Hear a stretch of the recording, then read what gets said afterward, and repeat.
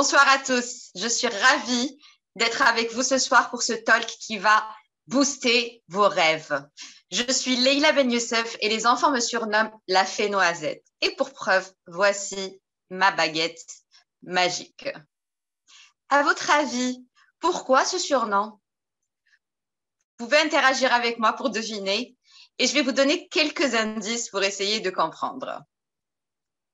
Sachez que cela fait partie de mon rêve. Je pense que ceux qui me connaissent savent et devinent de quoi je parle. Parce que les enfants pensent que je réalise leur rêve à travers ma start-up ou mon entreprise qui dit sortie. Vous l'avez compris, qui dit sortie dit le rêve de Leïla ou de Lily pour les intimes, ou du moins une partie de mon rêve. Oui, si j'étais une vraie fée, même les plus fous, j'aurais réalisé, les rêves même les plus fous, comme celui de voler dans le ciel, par exemple. Avouez qu'on en a tous rêvé un jour, depuis tout petit. J'ai toujours été passionnée par les enfants et j'avais un don particulier pour les écouter, les comprendre et faire attention à eux. Je crois que c'était lié au fait que je garde toujours mon âme d'enfant et je comprends ce qu'ils ressentent.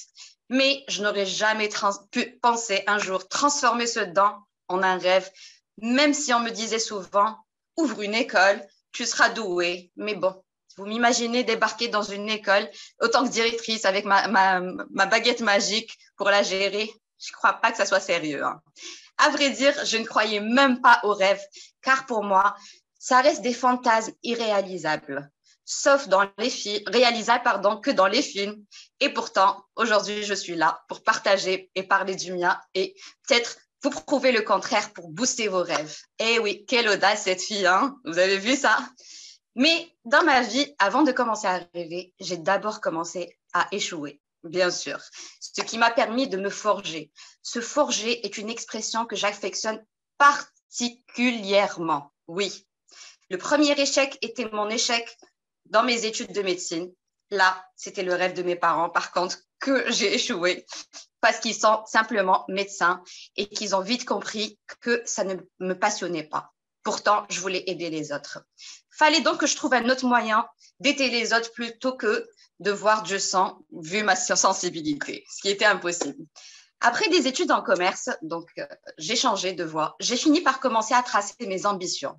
Oui, parce que j'ai compris que pour rêver, il faut être ambitieux, voire grand. Mais l'ambition, avant l'ambition, il faut d'abord croire en soi. Et ce n'est qu'après une période de ma vie, en 2017, que j'ai pu le comprendre en m'intéressant au développement personnel suite à une dure journée, une dure épreuve, une rude épreuve. Et là, je vais vous citer une citation très, très connue de Martin Luther King qui prouve le contraire, justement. Croyez en vos rêves, ils se réaliseront peut-être.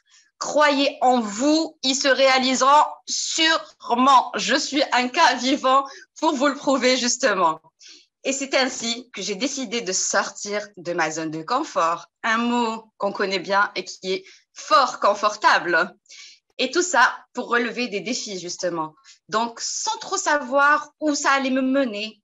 Et en 2018, toujours pour sortir de cette zone de confort, je me suis inscrite à un concours d'idées pour les startups sans avoir une idée particulière.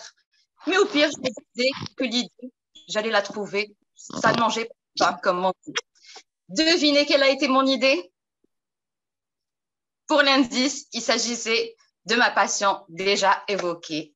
Eh oui, le petit indice, mon âme d'enfant, ma passion pour les enfants, effectivement. Et oui, donc j'ai fini par trouver un concept dédié aux enfants que j'avais nommé le paradis des mamans. Si ça, c'est pas de l'ambition, dites-moi ce que c'est de vouloir créer un paradis. Soyons fous, comme je l'ai bien dit, ça ne mange pas de pain. Et puis, ce n'est qu'un rêve. Mais malgré ce nom, mon projet n'a pas gagné sa place sur le podium. Encore un échec. Et même si j'avais échoué cette fois, j'ai appris la définition du mot start-up et son monde, car je ne le connaissais pas.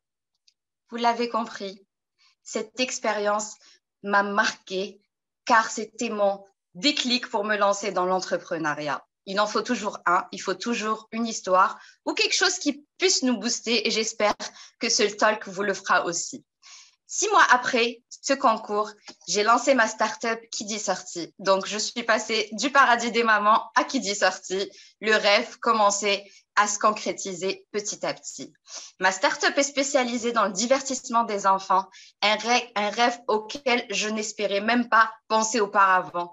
Étant passionnée par les enfants, penser un jour pouvoir les divertir, afficher des sourires et faire leur bonheur. Si ça, c'est pas une fée, je sais pas qui c'est. Ainsi, j'ai rencontré, c'est beau à dire en racontant comme ça, mais dès qu'on commence à concrétiser son rêve, on a d'autres obstacles et on peut échouer aussi. D'abord, parmi mes premiers obstacles, bien sûr, c'était mes proches. Eh oui, la famille, les gens qui nous aiment, qui nous entourent au quotidien. Parce que pour eux, c'est un gros risque de laisser une zone très, très confortable, comme on l'a dit, une zone de confort avec un poste stable dans une multinationale, mais quelque part, de dire je vais aller divertir des enfants sans faire une école pour les enfants ou être une nounou, c'est très, très difficile donc à croire. Moi-même, je n'avais pas compris exactement ce que je voulais faire, mais faire le bonheur des parents et des enfants était un rêve pour moi. Voilà, tout simplement. Et comme dans tout nouveau projet, j'ai dû persévérer, travailler, me décourager, retenter. Comme le dit si bien Farida, j'ai la niaque. Oui, parce que j'ai tenté, j'ai retenté, j'ai échoué, mais ma petite lueur d'espoir était de pouvoir justement avoir ce petit moment de gloire ou pouvoir être reconnue, ne serait-ce que parce que j'ai une maman qui m'envoie une photo de son enfant grâce au service que j'ai rendu à travers mon guide de sortie pour les enfants.